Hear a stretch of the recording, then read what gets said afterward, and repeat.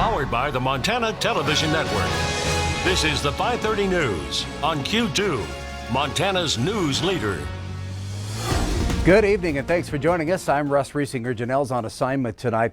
Potentially huge political news today in Montana. The New York Times is reporting that Governor Steve Bullock is poised to enter the U.S. Senate race to challenge Republican Senator Steve Daines. Chief political reporter Mike Dennison's been following the story and says multiple sources have told MTN they do expect Bullock to jump into the race. Governor Bullock has been telling people for months he had no interest in challenging Senator Daines this year. But in the past month, national Democrats have upped the pressure on him to run, with personal contacts by former President Obama and Senate Minority Leader Chuck Schumer. The Times attributed its scoop today to unnamed top Democratic officials, but they're not the only ones saying Bullock will jump into the race. Multiple sources have told MTN News this week that they expect him to announce on Monday, the last day for candidate filing, that he has changed his mind and will enter the contest. We called Bullock on Tuesday evening, but he had yet to reply today.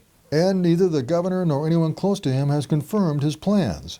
Bullock was in Los Angeles today to pitch Montana as a film location and to meet with film producers and industry officials. National Republicans have been prepping for months for a possible Bullock candidacy and wasted no time today unloading on the Democratic governor. The National Republican Senatorial Committee said he lacks the character and values Montanans expect from a senator and cited his support for impeaching President Trump. But Montana State political scientist David Parker told MTN News that Bullock's presence on the ballot would be a huge benefit to Democrats up and down the Montana ticket, bringing millions of dollars of campaign resources into the state. Make no mistake, if Bullock does get into the Senate race, it goes from a few $1 million to tens of millions, one of the most expensive U.S. Senate contests in the country. Reporting from Helena, Mike Dennison, MTN News. Now, three other largely unknown Democrats are already in the Senate race. If Bullock enters, he'd be a clear favorite to win the primary. Both of Montana's U.S. senators are applauding a change of mind by the Trump administration to fully fund the LWCF conservation program. Despite being on opposite sides of the aisle, both Jon Tester and Steve Daines have lobbied for the program for years, first to get it reauthorized, but only partially funded. Now President Trump says in a tweet that he will support full and permanent funding for the measure and is calling on Congress to send him a bill to sign. It's a big turnaround for the president, whose most recent budget called for slashing funding for LWCF by up to 97%.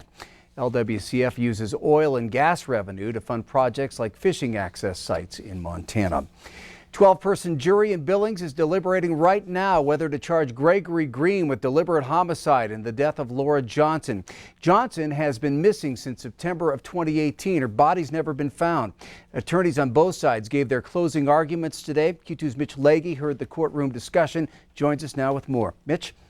Well, Russ, in closing arguments, Yellowstone County Attorney Scott Twido painted the picture that Green had lied to police about his knowledge of Johnson's whereabouts and lied about leaving the city the day after she disappeared, while the defense argued that police interviewed Green 3 weeks after Johnson disappeared, and anyone would have trouble remembering their exact movements 3 weeks prior.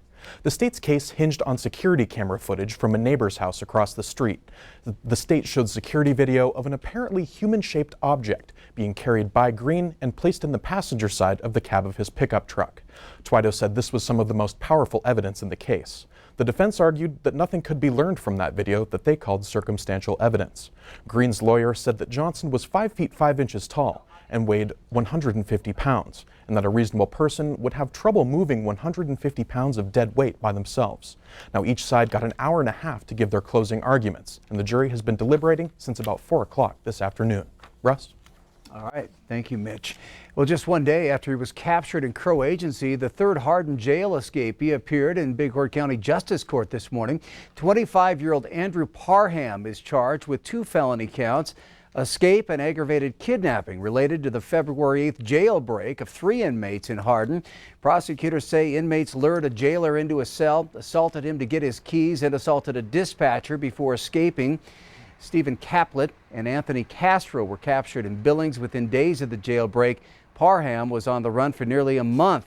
His bail set at $250,000. All 3 escapees face between 2 years and 120 years in prison. Now, because of the assaults and escapes last month, the Bighorn County Sheriff's Office has now been approved to hire more jailers. Under Sheriff Eric Winburn telling Q2 today this is very good news. He says since the jailbreak, authorities and Bighorn County commissioners have been working together to make sure the jail is secure.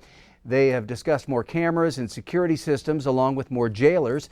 Winburn says that means an addition of 3 or 4 new jailers, and once fully staffed, that means 2 jailers on per shift. The full-time jobs pay $16.50 an hour along with benefits.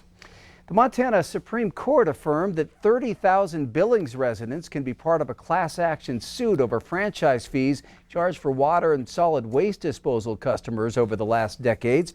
Q2's David J. has more on that ruling. David? Well, Russ, the Supreme Court upheld an April 2019 district court ruling that more than 30,000 are part of the class action lawsuit. In 2018, 6 Billings residents filed the suit stating that the franchise fees are not legal. Matthew Monforton, the attorney for the residents, says shortly after the filing, the city agreed to not charge those fees on water, wastewater, sewer, and solid waste disposal. According to Monforton, the city had been charging an extra fee since 1992, but with the statute of limitations, the plaintiffs can only go back 8 years. And part of the city's argument stated that the claims outside that period made the customers ineligible to be part of the class action lawsuit. Well, this is very important because all litigation stopped after the city filed its appeal a few months ago to the Montana Supreme Court. Now that their appeal has been denied, the case can now go forward, and hopefully sooner rather than later, the residents of Billings will get a refund of the illegal sales taxes that they've been charged by the city. Matthew Monforton says he hopes the next step in this case is a discussion with the city. We just got off the phone with City Administrator Chris Kukulski, who said there have been indications that talks would start after the ruling and that the city is interested in a mediated settlement. Russ? All right. Thank you, David. Well, Bob gave us fair warning that we were in for another windy day, and it definitely has been. This was the scene at Peter Yegan Golf Course in Billings today. There was actually one crazy golfer out there, and that would be me. The wind really whipping out there. Take a listen.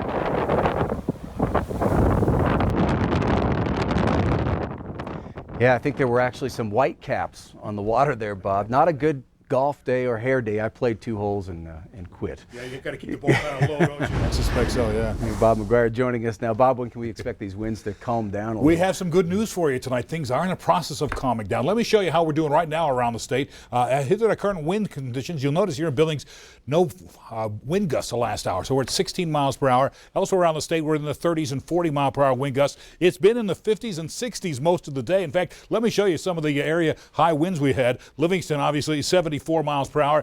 Near Immigrant, 71, 67 mile per hour near Wilsall. At Melville and Forsyth, 63 mile per hour winds. Columbus, 62. Here in the Billings area, we've had 59 mile per hour peak wind gusts today, and that was a pretty breezy one. So here's what's happening. We had a cold front move through. That helped bring in the wind along with some other high level energy kind of filtering its way down to the surface. But watch what happens as that cold front drops out of the area tonight. We're looking at the wind to go with it, and sunny skies and less wind moves in for tomorrow. We'll have more about the high winds tomorrow, which is not going to be very high at all. We'll have more about that in a few more minutes. All right, thank you, Bob. Montana High School Association Executive Director Mark Beckman issued a statement for school districts to review information from the CDC on the coronavirus.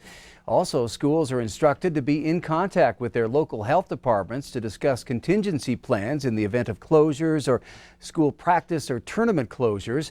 Until now, the only place coronavirus testing could be assessed was in the CDC in Atlanta. Vice President Pence said today that over 2,500 kits are being distributed this week for laboratories across the country. Now the State Health Department lab in Helena is able to do testing as well with those coronavirus kits. I think it's a little bit misleading as we talk about kits, because really it's the test for this particular virus. But it's not something that you can go to the drugstore and buy. It's not something you can do on your own. A physician would evaluate the case and determine that this testing is appropriate, just as they determine whatever testing is appropriate. Q2 previously told you about the 8 Billings firefighters fundraising and preparing to compete in the Leukemia Lymphoma Society's firefighter stair climbing that's taking place in Seattle. Some 2,000 firemen and women from around the world climb some 69 flights of stairs at the Columbia Towers. Well, due to coronavirus concerns, that climb has been postponed. At this point, it's unclear if it will permanently be canceled or just postponed. Many firefighters still plan on traveling and possibly doing the climb without their gear on or doing something related to the climb's 69 floors. And Q2 will keep you updated as we learn more. But back here in Billings, the NAIA tournament is supposed to be taking place 2 weekends from now at the First Interstate Bank Arena. Visit Billings Executive Director Alex Tyson said that Metro Park has been in contact with Riverstone Health, and Billings officials are in communication with the NAIA and monitor CDC and World Health Organization updates. And they say at this point, all tournaments are still a go. Well, there's more news from across our state on the MTN 9 o'clock news. One of the inflatable gyms at Montana State University has been vandalized and now is partially collapsed. Join me for that story and much more on the MTN statewide news. That's tonight at 9 on the CW. But first, still to come on tonight's 5:30 news, a happy and long overdue homecoming as a Billings dog stolen more than 3 years ago is reunited with its owner. That's coming up next. And in sports, Scott has the bizarre story of how Marvin Campbell's World Championship boxing belts were recently recovered after being stolen years ago. You're watching MTN News with Janelle Slade and Russ Riesinger. Storm Tracker weather with Bob McGuire. And sports with Scott Green. This is the 5:30 news on Q2, Montana's news leader.